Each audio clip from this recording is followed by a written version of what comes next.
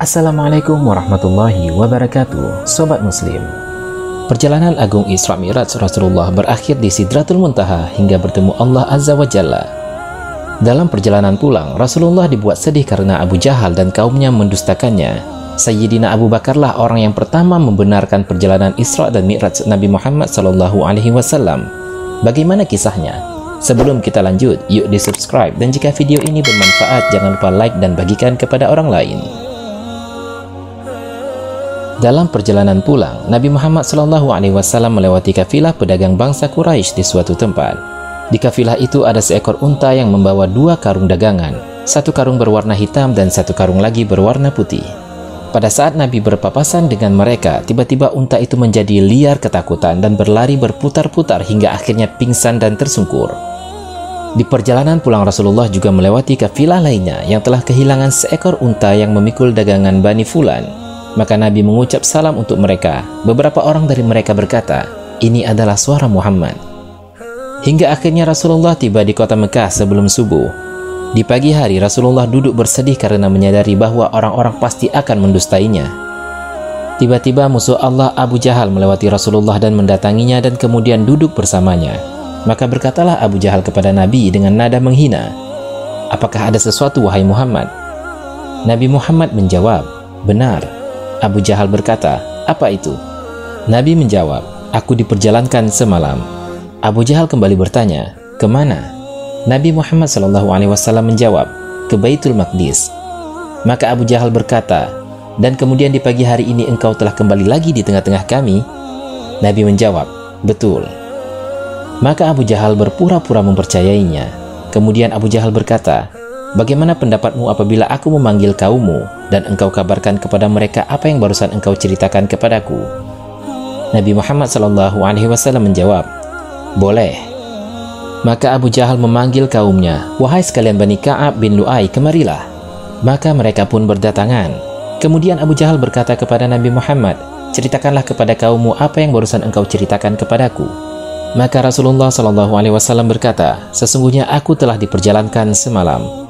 Mereka bertanya, "Kemana?" Nabi menjawab, "Ke Baitul Maqdis." Lalu mereka kembali bertanya, "Dan kemudian di pagi hari ini engkau telah kembali di tengah-tengah kami?" Nabi menjawab, "Benar." Mendengar yang demikian, mereka bertepuk tangan. Ada pula yang meletakkan tangannya di atas kepalanya karena terkagum-kagum, serta mengolok-olok Nabi Muhammad SAW.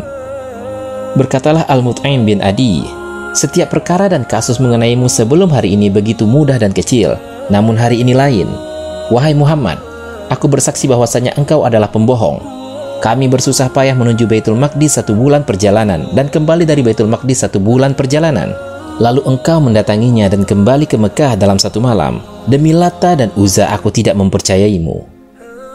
Di saat banyak yang tidak mempercayai Rasulullah, maka Abu Bakarlah yang membenarkan Rasulullah SAW.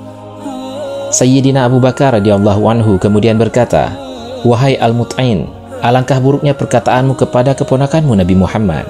Engkau menanggapinya dengan kebencian hingga engkau mendustainya. Aku bersaksi bahwasanya dia telah berkata jujur." Maka mereka berkata, "Wahai Muhammad, ceritakan kepada kami tentang Baitul Maqdis. Bagaimana bangunannya, bagaimana keadaannya, dan bagaimana dekatnya dari gunung, karena sesungguhnya banyak di antara kami yang telah mengunjunginya." Maka Rasulullah SAW menceritakan kepada mereka bagaimana bentuk Baitul Maqdis, bagaimana keadaannya, dan seberapa dekatnya Baitul Maqdis dari gunung. Ketika Nabi sedang menjelaskan kepada mereka dengan sejelas-jelasnya, tiba-tiba ada bagian dari Baitul Maqdis yang luput dari perhatian beliau saat Isra dan Mi'raj. Maka Nabi ketakutan dan kebingungan yang amat sangat besar. Orang-orang ketika melihat Nabi kebingungan, mereka mendesaknya dengan berbagai pertanyaan.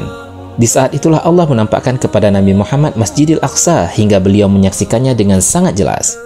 Lalu Rasulullah menjawab pertanyaan mereka dengan lengkap dan tepat. Abu Bakar tiada henti berkata, engkau benar, aku bersaksi bahwasanya engkau adalah utusan Allah." Maka orang-orang berkata, "Adapun gambarannya tentang Masjidil Aqsa itu, demi Allah semuanya itu benar." Kemudian mereka berkata kepada Abu Bakar, "Apakah kamu mempercayainya bahwa dia telah berjalan semalam ke Baitul Maqdis dan kembali ke Mekah sebelum subuh?" Abu Bakar menjawab, "Iya, sungguh aku mempercayai apa yang lebih hebat dari itu semua. Aku mempercayainya dengan segala kabar langit yang dia kabarkan setiap pagi maupun sore hari. Oleh sebab itulah Abu Bakar dijuluki As-Siddiq." Nabi Muhammad SAW kemudian berkata, "Di perjalanan aku melalui kafilah Bani Fulan di daerah Rauha dan mereka semua sedang mencari unta mereka yang hilang. Maka aku berhenti dan menghampiri tempat peristirahatan mereka. Aku tidak menjumpai satupun dari mereka karena mereka sedang mencari unta yang hilang. Saat itu aku sempat meminum dari air mereka yang diletakkan di sana. Kemudian aku melewati kafilah Bani Fulan di suatu tempat.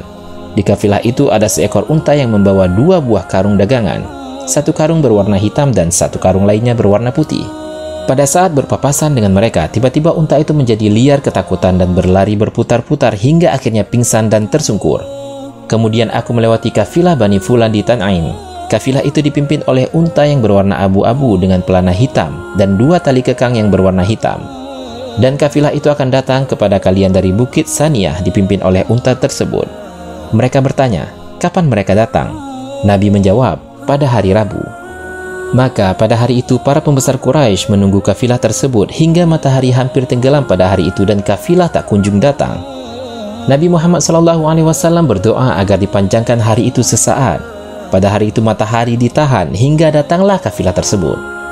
Saat itu orang-orang kafir Quraisy bertanya kepada rombongan kafilah, "Apakah unta kalian hilang?" Mereka berkata, "Benar." Mereka bertanya kepada kafilah yang lain, "Apakah unta berwarna merah milik kalian tersungkur hingga pingsan?" Mereka berkata, "Iya." Mereka bertanya kembali, "Apakah kalian memiliki tempat air?"